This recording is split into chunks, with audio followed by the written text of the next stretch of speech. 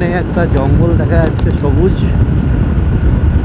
গাছপালায় পুরো সবুজ হয়ে থাকে সবসময়। ঝাড়খণ্ড মানেই একটা সবুজ প্রাকৃতিক দৃশ্য, একটা মনোরম পরিবেশ। সামনের ভিউটা দেখো, আর এইদিকে ডান দিকের পাহাড়টা দেখো।